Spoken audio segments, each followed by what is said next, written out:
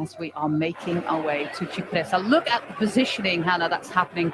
First time we see AG Insurance Sudelti with Kim LaCour in that national jersey of Mauritius. She's racing with Spanish rider Mireia Benito, Letizia Borghesi, Belgian champion Justine Zekir, Alex Manley, and Nicole Steinkamp. You can see how nervous riders are getting and how, as you just see, they take this sweet, fast sweeping right-hand bend. A few riders sliding out a little bit, moving over, and everybody wanting to make sure that they're well to the fore. If Education Oatly, as you just mentioned a couple of moments ago, they've now moved up towards the front in pink jerseys. That's the first time that we've really seen the American team, and I think for them, they've just been keeping the powder dry, saving as much energy as possible. They've got two cards to play with Cedric Kerbal, who is, in my opinion, one of the best yet slightly unhinged descenders.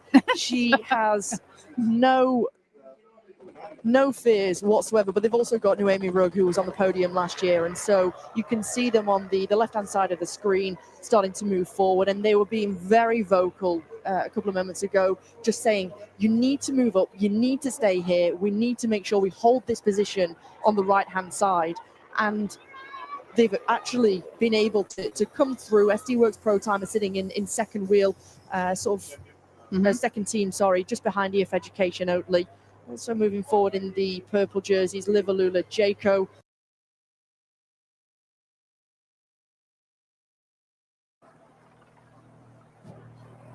Can't quite figure how they actually managed to get to the front. But there they are.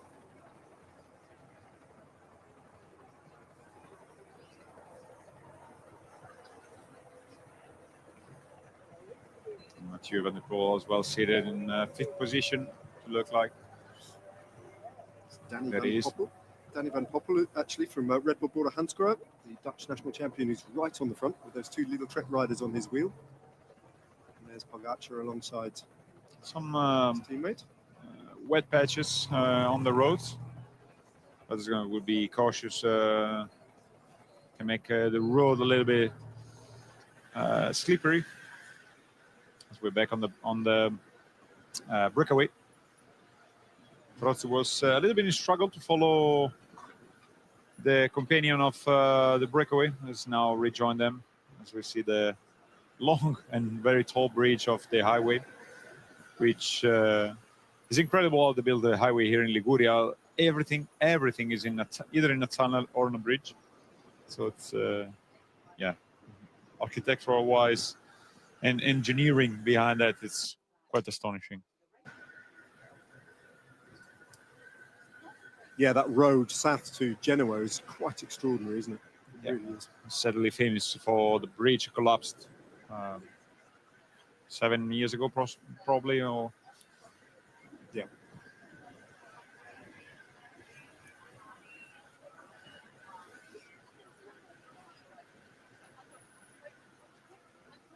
Breakaway all still together though. Two riders from Polti Visit Malta, including Mirko Maestri. Two riders from Bardiani, including Martin Marcellusi, who's been, as has Maestri, featuring in so many breakaways down the years at Milan-San Remo. The surprise package, the two Italian riders from Movistar, including Lorenzo Milesi, who's a very good time trialist and probably, in theory, I think one of the strongest riders in this breakaway and would be a strong candidate to be the last rider to be caught, because this breakaway will most certainly be caught.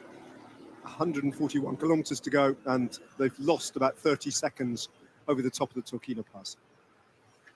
Yeah, still Tarozzi closing down this group, as we see Belletta getting right at the front of him, and we have the duo from Novo Nordisk, and can see quite missing one guy from Movistar. Don't know if it was Moro or Milesi, probably a little bit ahead of them. And now we're back with the peloton. This is the descent we were saying is gentle in terms of percentage, not too steep, but it's quite technical left and right. It's a nice tarmac, but nonetheless you need to be cautious.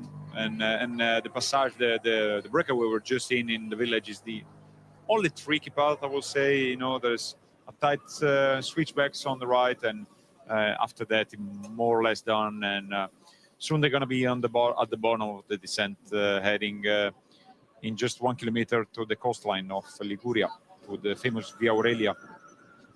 Jacopo, as a rider who knows this race extremely well, how it must feel, I guess, fantastic to get the opportunity to use slightly different muscles, and then on the descent just to relax a bit and use your skills and rest those legs for a bit, having spent so many hours on pan-flat roads, where I guess your back starts to hurt, and because you're stuck in the same gear for kilometer after kilometer.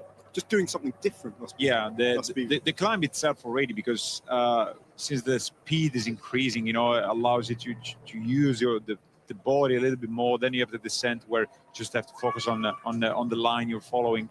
So definitely helps a little bit. And because later on in the parkour, it's true we know the Capi, but there are some other little lumps and small climbs along the parkour that allows you, also to push a little bit more when it's time to go uphill, and to enjoy a little bit of lines when you're getting down. So definitely this is not just because you sit almost exactly at the middle of this race, but the Turchino is the first line where you draw and you think, okay, from now on we got this sort of parkour, and definitely from here on it's another race. Mentally, you do the first switch, it's here, then you have a little bit of a relax, because we could fairly expect a lot of riders stopping after the descent once they are sure that they are within the peloton, and that's the moment where the second part of the race starts, before heading to Albenga, where Albenga there is this imaginary line where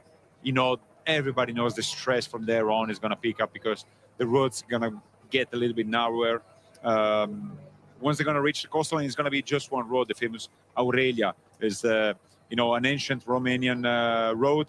There was, when they said all the roads lead to Rome, Aurelia certainly did, and is the statale, so the main road number one. So numbers is the first one built for the Italian, and from there on, it's going to be something different. The riders might be getting into the racing mode, and in such a long race, you need to kind of creating some mentally chapter, what I mean? That till the Turchino, you just need to focus, fueling yourself, be cold, don't spend energy. Then you have a first effort, then you come to the seaside, you get rid of all your clothing, you eat something else, and you're ready for the final battle. And this is the beauty, but also the hardness of this race. You need to be focused, and you need to know how to handle such a long race, such a demanding race in terms of mental energy,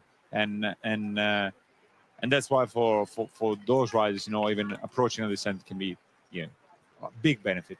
As we're not really in the municipality of Genova, a little bit on the outskirts of it, and soon they're going to reach the coastline, turning right, and then from there on is going to be the Aurelia, and they only going to quit this road only a couple of times for the Cipressa and for the Poggio. You make a very good point there about the Via Aurelia, because unlike the passage through Lombardy and Piemonte before the Turchino Pass, it isn't totally flat, is it? It's this coast road, and it does, on the profile it doesn't show up, but if you ever ride on this road, it's constantly just waving up and down. You can even see it there. That's slightly uphill, isn't it? Yeah, exactly. And immediately after you reach the coastline, you're going to go down. There is an actual hard climb, I would say. Like, it's 1 kilometer, but it's pretty steep, where there is a highway entrance of Arzignano, if I'm not mistaken. Arenzano, sorry, not Arzignano. And it's hard, actually. And this also, is kind of a shock for your body, because you're not used anymore, because you said, you've been in the flats for so long time that your body needs to kind of a wake up, and it's the first time also that is the type of climb you need to stand on the pedal, not just pedaling, sit on the saddle. So it's just a different body movement, but it helps also wake you up ahead of what comes next. Lovely old 18th century theatre, obviously beautifully restored. La Duchessa di Galliera. We've left the sun behind, though. Here at the finish line in San Remo, it's similar weather to the weather on the road that you're looking at here, as the riders now, just exactly as you described, Jacopo, they're all safely off the descent. There's a little bit of a pause, bit of feeding, possibly when they get out of town, some of them will take the opportunity just to have a pee and get ready for the next part of the race, which is 135 kilometers long.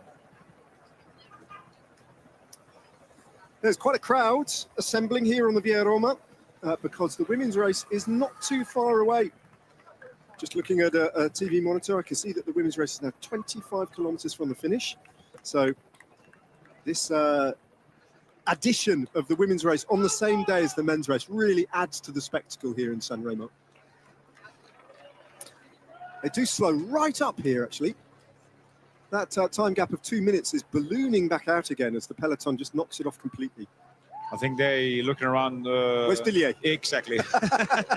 Waiting for Dillier to come back up in the front. Where's the main man? Everybody knows who's going to hit the front again, whose job it is to do the next 80 kilometers. Probably there's going to be another time the same comedy put in place where Dillier's let it go again.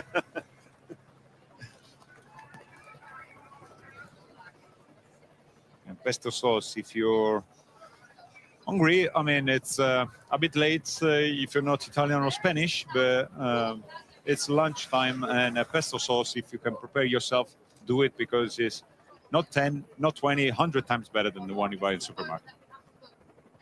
And it's very easy to be prepared, even if you don't have, we call it mortaio, so something like you crush it. You can mix it. It's not ideal. Some Ligurian people might be not happy with you, but it's the best way to prepare it. Olive oil, pine nuts, basil, garlic. Not much garlic though, and parmesan. And parmesan, of course. That's it. That's very simple, isn't it? Yeah. Just find a nice basil plant. Maybe now it's a bit early, but if you were smart enough in autumn to put inside your house, maybe it was lasting from last summer. One of my biggest achievements during the COVID summer was growing outside, actually, the most beautiful basil plants. I got it like this big. Well, you can't see was it like genetically modified because to survive in England? Steady. It was a very warm summer. It was perfect. Okay. It was perfect for growing basil that summer. There we are. There he is. Back at the front. Back to doing what he does best. But, everyone was waiting for him to get back to the front. And look at the time gap. As Dillier takes over again, it's restored to exactly what it was before the Tocchino pass. And as we were expecting, basically the whole peloton just stopped for Poppy. Is one of the last moments where the speed won't be too high, too crazy, and the last chance for them to enjoy a little bit of tea time. Yeah. I mean, I don't know what else they're enjoying at this with this section. You can see how small that group is, actually, and that indicates just how many riders have stopped. The other problem is here, for taking a pee, is that this coastline, the Via Aurelia, is very heavily built up, isn't it? Yeah. So you've got to make sure, obviously, that you're in a sparsely populated an area where you can just stop without incurring a fine from the UCI for indecent behaviour. Exactly, and that's why this is one of the very few spots where there's nobody around, because as you've seen, it's like just like a stone wall, and nobody's around. So normally they're gonna get away with that from the UCI. All of which is adding a bit of time to this breakaway. They've gained 40 seconds or thereabouts over the last few kilometres as they get themselves organised again.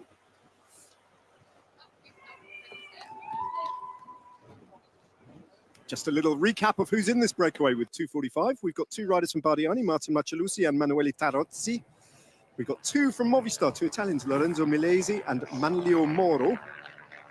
Got a couple of riders from Novo Nordisk as well, Andrea Peron, the Italian, and the Spanish rider David Lozano. Young Frenchman, Alexis Foy-Post from Team Picnic Postenel, and a couple of riders from Polti Visit Malta as well. Dario Belletta, who you may not know too much about, and Mirko Maestri, who I'm sure you're very familiar with. in yet another breakaway, early breakaway at Milan-San Remo. Yeah, it's one of his trademark, I will say, always present, even when he was back then with Bardiani. Tom Pidcock's found himself in third wheel there, just tucked in on the wheel of a teammate. Not through any great purpose. I don't think he really kind of intends to be there. I'm sure he'll drop back a little bit as this race takes its shape again and the peloton reforms. Bit by bit, rider by rider, slowly but surely,